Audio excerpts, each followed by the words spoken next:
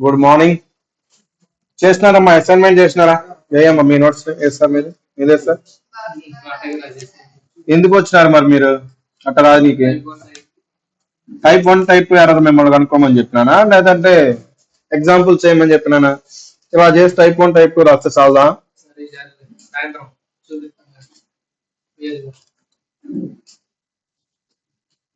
Online చేసినారా?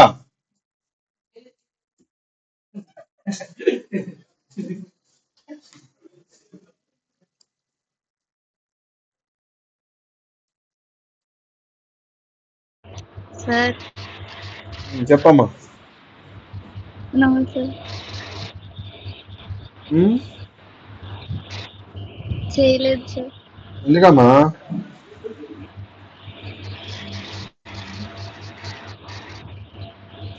ఆ examples బట్టి 3 రాసినావు అంతే. ఏది మరి ఎందుకు వచ్చినారమ్మా అట్లా రాయనప్పుడు? ఎలా రాసినావు? నీకు చెప్పింది ఎందుకు? నాకు పని లేక నా బాక్స్ లైట్ చెప్పింది నేను అలా చేస్తేనే అర్థమవుద్ది. ఏం చెప్తుంది ఇలా మీకు? ఏదో నా కోసం మొక్కుబడికి రాసినారు మీరు. నువ్వు అది ఏది స్విచ్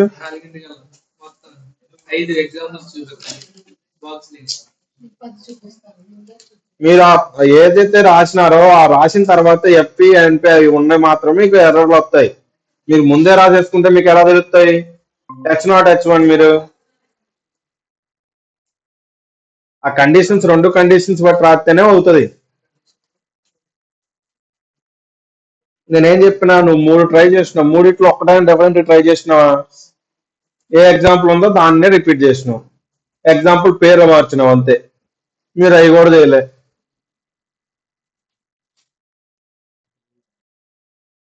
ఈయన ఒకడు తెలుగులో రాసినాను అంటాడు. ఏంటిది ఇది?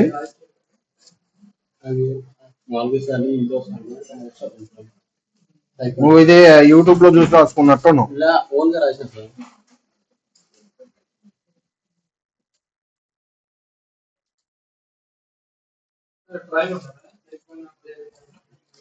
మరి అంతే కదా, మీకు అప్పుడే మీకు అర్థమవుతుంది ఏది టైప్ 1 ఎర్రర్ అవుతుందా, ఏది టైప్ 2 ఎర్రర్ అవుతుందా అని.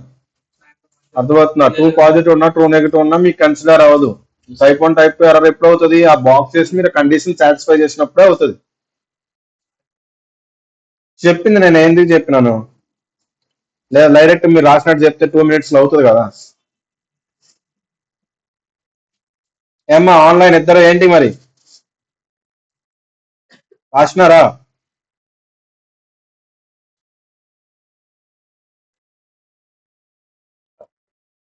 ఆన్లైన్ రాసినారమ్మా?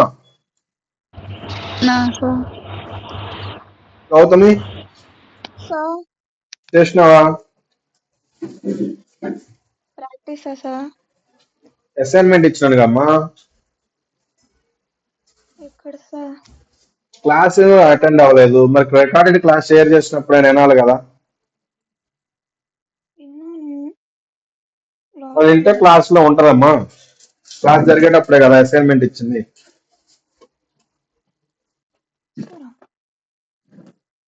నేను ఈవినింగ్ షేర్ చేస్తాను నేను అసైన్మెంట్ రాసి.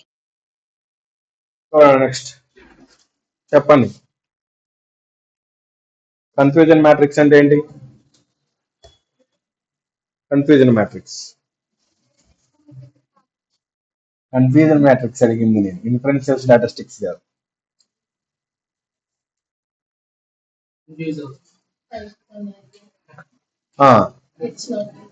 Alternate hypothesis, null hypothesis. Alternate hypothesis అంటే ఏంటి? ఆల్టర్నేట్ హైపోథసిస్ అంటే నో యాక్షన్ రిక్వైర్డ్. మొత్తం వెళ్ళి చదువుకుంటాడు. ఆయన చెప్పినాడు, మీరు దానికి మూవ్ అన్నాడు. నల్ హైపోథసిస్ అంటే ఏంటి? యాక్షన్ రిక్వైర్డ్ లేదు, నో యాక్షన్ రిక్వైర్డ్. కానీ మీరు దానికి ఆపోజిట్ చెప్తున్నారు.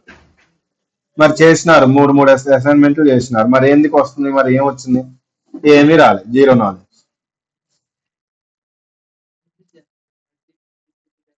నేను ఆల్టర్నేట్ హైపోథసిస్ అంటే ఏంటని అడిగినాను. దాంట్లో ఏముంది confusion?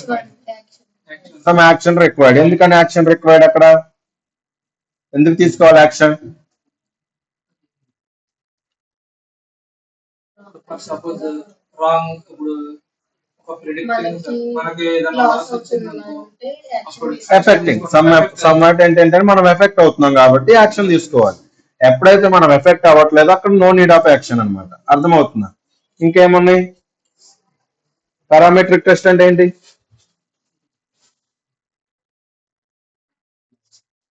Normal distribution. Parametric test అంటే నార్మల్ డిస్ట్రిబ్యూషన్. స్క్యూడ్ డేటా అంటే స్క్యూడ్ డేటా.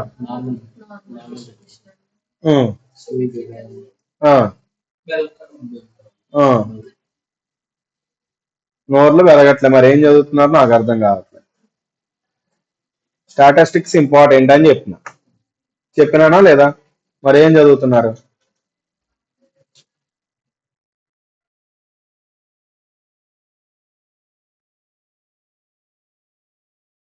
నెక్స్ట్ ఏంటిది? జెడ్ టెస్ట్ అన్నమాట. జెడ్ టెస్ట్ ఎలా తీసుకుంటాం చూడండి. ఈ population standard deviation is known. మనకి ఎప్పుడైతే పాపులేషన్ స్టాండర్డ్ డీవియేషన్ తెలుస్తుందో దానికి మనం అప్లై చేసేది జెడ్ టెస్ట్. నెక్స్ట్ ఏముంది? టీ టెస్ట్ ఉంది. టీ టెస్ట్ అంటే ఏంటండి? ఈ population standard deviation is unknown. ఎప్పుడైతే మనకి పాపులేషన్ డీవియేషన్ స్టాండర్డ్ డీవియేషన్ అనేది తెలియదో అప్పుడు మనం యూజ్ చేసేది T test. If in case known data ఉందనుకోండి దానికి జెడ్ టెస్ట్. ఎప్పుడైతే అన్నౌన్ డేటా ఉంటుందో, unknown data nothing but population standard deviation ఎప్పుడైతే తెలియదో మనం యూజ్ చేసేది టీ టెస్ట్. కానీ ఇక్కడ మనకి ఇంకొక కండిషన్ ఉంటుంది అనమాట. చూడండి ఇక్కడ ఎప్పుడైతే మనం పాపులేషన్ స్టాండర్డ్ డీవియేషన్ తీసుకుంటున్నామో ఇది ఒక కండిషన్ ఎస్, ఇంకోటి నో. ఎప్పుడైతే మనకు తెలియదు అప్పుడు మనం టీ టెస్ట్ యూజ్ చేస్తాం. కానీ మనం జెడ్ టెస్ట్ యూజ్ చేయాలంటే మనకు కూడా మనకి మినిమం ఉంటుంది అనమాట. మినిమం శాంపుల్ సైజ్ ఎప్పుడైతే మోర్ దెన్ 30 ఉంటుందో అప్పుడు మాత్రమే మనం జెడ్ టెస్ట్ కి వెళ్తాం. ఎప్పుడైతే శాంపుల్స్ అనేది 30 కంటే తక్కువ ఉంటుందో అప్పుడు కూడా మళ్ళీ మనం టీ టెస్ట్ అప్లై చేస్తాం. సో రెండింటికి సేమ్ ఫార్ములా ఉంటుంది. No need to change the formula కూడా. అర్థమవుతున్నారు? సో పాపులేషన్ స్టాండర్డ్ డీవియేషన్ తెలుసు అనుకోండి, డైరెక్ట్ గా పాపులేషన్ స్టాండర్డ్ డీవియేషన్ తీసుకుంటాం. ఇఫ్ ఇంకా స్టాండర్డ్ డీవియేషన్ తెలియలేదు అంటే అప్పుడు ఏం చేస్తాం? శాంపుల్ డేటా తీసుకుంటాం అనమాట. డీవియేషన్ అనేది కామన్. ఓకేనా? ఇది రాసుకోండి ఒకసారి.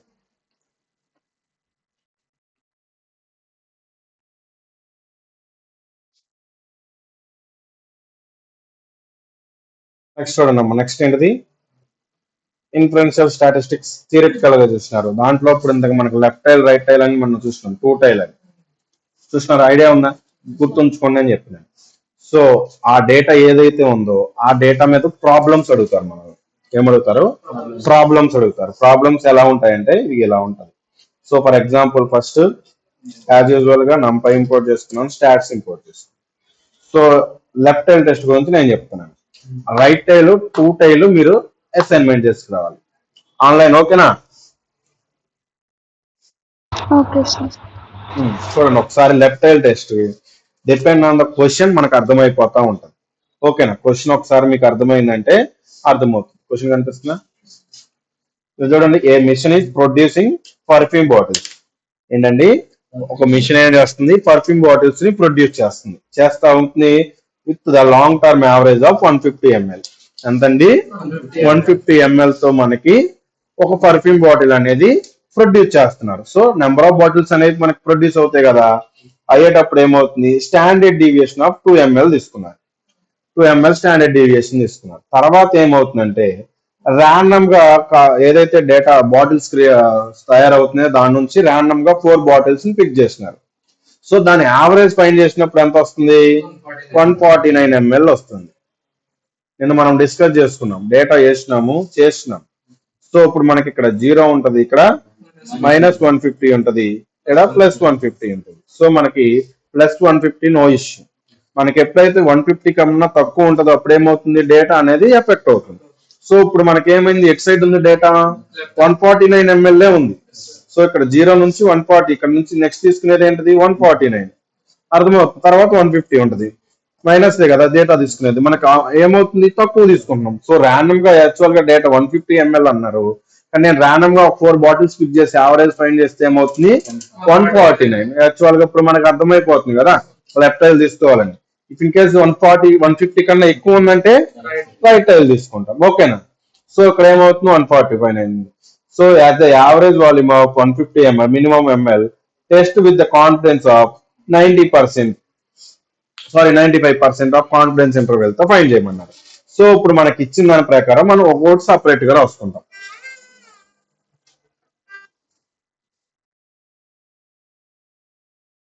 చూడండి ఒకసారి ఏం రాసినారు. హలో చెప్పండి మేడం. ఆన్లైనా ఆఫ్లైనా? ఆన్లైన్ అయితే ఒకసారి విజయ్ మేడం కూడా అడిగినారు 5:10 అలా చెప్పండి. 5:10. Okay madam. చూడండి అమ్మా. సో ఇప్పుడు మనకి 150 ml ఉంటే మనం ఏదైనా యాక్షన్ తీసుకుంటామా? గ్రేటర్ దెన్ 150 ml ఉంటే మనం ఏదైనా యాక్షన్ తీసుకుంటామా? సో ఇప్పుడు మనకి నల్ హైపోథిసిస్ అంటే ఏంటి? మనం ఎటువంటి యాక్షన్ తీసుకోం. ఎప్పుడు greater than or equal to 150. వాడు చెప్పిన 150 ఉన్నా 150 కన్నా ఎక్కువ ఉన్నా యాజ్ ఎ కస్టమర్ సైడ్ నుంచి మనం ఎటువంటి యాక్షన్ తీసుకోం. కానీ యాజ్ ఏ కస్టమర్ సైడ్ నుంచి 150 ml కంటే తక్కువ ఉంది, వాడు ప్రామిస్ చేసిన దానికంటే మనకి తక్కువ క్వాంటిటీ ఇస్తున్నారు. సో మనం అక్కడ ఏమవుతుంది ఎఫెక్ట్ అవుతున్నాం. సో ఎఫెక్ట్ అవుతున్నాం అంటే మనం ఏం చేస్తాం సమ్ యాక్షన్ తీసుకుంటాం. Nothing but alternate hypothesis. అర్థమవుతుందా? సో నెక్స్ట్ మనకి ఆల్ఫా వాల్యూ ఎంత 1. సో మనకి 95% ఆఫ్ కాన్ఫిడెన్స్ ఇంటర్వెల్ ఇచ్చినారు. సో మనం ఎంత తీసుకుంటాం -0.95. మనకి ఇప్పుడు ఆల్ఫా వాల్యూ ఎంత 0.05. మనకి ఆల్ఫా వాల్యూ ఇచ్చినారు 0.05. ఆల్రెడీ మనకి లెఫ్ట్ టెస్ట్ ఏదైతే డేటా తీసుకుంటామో అది తెలుసు మనకి. సో ఇప్పుడు మన దగ్గర మీన్ వాల్యూ ఉంది, అదే స్టాండర్డ్ డీవియేషన్ వాల్యూ కూడా ఉంది. అర్థమవుతుందా? సో ఇప్పుడు మనకున్న డేటా ప్రకారం ఏదైతే ఇచ్చినారో దాన్ని జెడ్ క్యాల్కులేటర్ ఏదైతే టెస్ట్ ఉందో దాంట్లో ఫార్ములాలో సబ్స్టిట్యూట్ చేస్తాం డైరెక్ట్ గా. సో చేసిన తర్వాత మనకి ఒక వాల్యూ వస్తుంది. చూద్దాం ఒకసారి. సో ఎంత వచ్చింది నాకు -1. మనకి నార్మల్ డిస్ట్రిబ్యూటెడ్ డేటా రేంజ్ ఎంత -1 నుంచి +1. ఇప్పుడు మనకి ఏం data left skew data. So normal గానే మనకు అర్థమైపోతుంది. ఓకేనా? నెక్స్ట్ ఏమవుతుంది లెఫ్ట్ హ్యాండ్ డేటా మనకు కావాలంటే మనకు వచ్చిన ఏదైతే డేటా ఉందో దాట్స్ ని normal distribution cumulative density function అనేది మనం ఆల్రెడీ మీరు నేర్చుకున్నారు. సిడిఎఫ్ తెలుసుకున్నారా? దేంట్లో నార్మల్ డిస్క్రిప్టివ్ స్టాటిస్టిక్స్ లో నేర్చుకున్నారు. సో దాన్ని జస్ట్ అప్లై చేస్తారు. దాంతో వచ్చింది 0.15. ఈ ఏదైతే వచ్చిన వాల్యూ ఉందో మనకి అది పి వాల్యూ కంటే గ్రేటర్ దెన్ ఆల్ఫా ఉందంటే అది ఏమవుతుంది పి హై, అంటే పి వాల్యూ ఎక్కువ ఉంది కాబట్టి నల్ ఫ్లై. నల్ అంటే ఏది నల్ ఫ్లై అంటున్నాం. నల్ అంటే ఏంటిది null hypothesis, nothing but H0 అనేది యాక్సెప్ట్ అవుతుంది అక్కడ, అండ్ H0 అనేది యాక్సెప్ట్ అవుతుంది. సో అప్పుడు ఏమవుతుంది డూ నాట్ రిజెక్ట్ H0. మనం యాక్సెప్ట్ చేస్తున్నామంటే రిజెక్ట్ చేయనట్టే కదా, అది లెక్క. అర్థమైందా? ఇంకోసారి చెప్పాను చూడండి. జస్ట్ ఏదైతే మనం డేటా ఉందో ఆ డేటాని రాసుకుంటాం. సో మన క్వశ్చన్ ఇచ్చిన క్వశ్చన్ చదివితేనే మనకి అది లెఫ్ట్ టైలా రైట్ టైలా టూ టైలా అనేది ఒక క్లారిటీ వస్తుంది. వచ్చిన తర్వాత మనం ఏం చేస్తాం డేటా రాసుకొని దాన్ని క్యాలిక్యులేషన్ చేస్తాం అనమాట. ఏది జస్ట్ మనం జెడ్ టెస్ట్ తీసుకున్నాం. సో జెడ్ టెస్ట్ లో మనకి ఏదైతే వాల్యూస్ అన్ని ఉన్నాయో ఆ వాల్యూస్ ని మనం ఇంపోర్ట్ చేసుకున్నాం అంతే. ఒకసారి మీరు ఫార్ములా చూసుకోండి.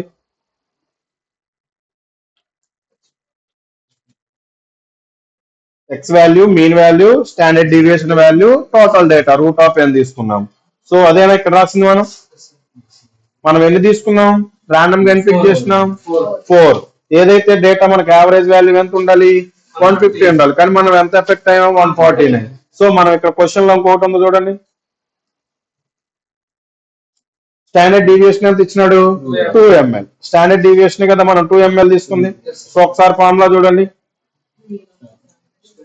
అర్థమవుతుందా? సేమ్ ఫార్ములాలో సబ్మిట్ చేసినామా? జస్ట్ మనం చేసింది ఏమన్నా ఉందా? ఉన్న డేటాని ఫార్ములాలో సబ్స్టిట్యూట్ చేసుకున్నాం అంతే. సో ఆ ఫార్ములాలో సబ్స్టిట్యూట్ చేసిన తర్వాత యాజ్ యూజువల్ గా జెడ్ టెస్ట్ వాల్యూ మనకు వస్తుంది. ఏదైతే వచ్చిందో మనకు లెఫ్ట్ టైల్కి ఏంటి formula, start dot normal distribution of cumulative density function of మనకి ఏదైతే వాల్యూ ఇక్కడ జెడ్ టెస్ట్ లో వస్తుందో దాన్ని సబ్స్టిట్యూట్ చేస్తాం. చేసిన తర్వాత మనకు ఒక వాల్యూ వస్తుంది. సో ఈ వాల్యూని బట్టి మనం రెఫరెన్స్ తీసుకుంటాం. అర్థమవుతుంది. సో ఈ వాల్యూ పి వాల్యూ కంటే ఎక్కువ ఉందనుకో నల్ప్లై అవుతుంది. ఇఫ్ ఇన్ కేస్ మనకు తక్కువ ఉందనుకో అక్కడ ఏమవుతుంది, ఆల్టర్నేటివ్ హైపోథసిస్ అనేది వర్క్ అవుతుంది. ఓకేనా, నల్ప్లై కాడ నల్గో వస్తుంది అంతే. సో అక్కడ ఏమవుతుంది, యాక్సెప్టెన్స్ ఆఫ్ హెచ్ నాట్ వస్తుంది. Do not accept reject of H not వస్తుంది. అప్పుడు H1 వస్తుంది, హెచ్ నాట్ ప్లస్. అర్థమవుతుందా, లాజిక్ అర్థమైందా? మళ్ళీ ఇంకోసారి చెప్పాను, లాజిక్ అర్థమైందా? జస్ట్ మనం తీసుకున్నది ఏదైతే ఉందో డేటా రాసుకుంటాం. ఈ డేటా మీద మళ్ళీ రైట్ టైల్ అవ్వదండి, డేటా చేంజ్ చేసుకోవాలి. దీని మీద రైట్ టైల్ అవ్వదు, టూ టైల్ అవ్వదు. ఓకేనా, సో మీరు డేటా చేంజ్ చేసుకొని రైట్ టైల్ టూ టైల్ చేసుకోండి రండి. సో మీరు చేయాల్సిన వర్క్ ఏంటి, రేపు ఈ రోజు ఏదైతే మిస్ అయినాయో అవి అవ్వాలి. At the same time right tile to tile కూడా మీరు చేసుకొని రావాలి. దీంతోనే కానీ వాల్యూస్ వాల్యూస్ చేంజ్ చేసుకుంటావా లేదంటే వేరే ఎగ్జాంపుల్ తీసుకుంటావా అనేది ఇష్టం. ఓకేనా, దీనికే చేయండి నేను చెప్పను, ఎందుకంటే మనం ప్రిడిక్షన్స్ ఎలా అయినా చేసుకోవచ్చు, దేనికైనా చేసుకోవచ్చు. వేరే data scientist you can predict anything. Sir ఇందులో పాపులేషన్ లిమిటేషన్ తెలిసింది కదా సార్, ఆల్రెడీ ఇచ్చారు. ఒకవేళ లేదు అంటే టీ టెస్ట్ తీసుకుంటాం అంతే కదా.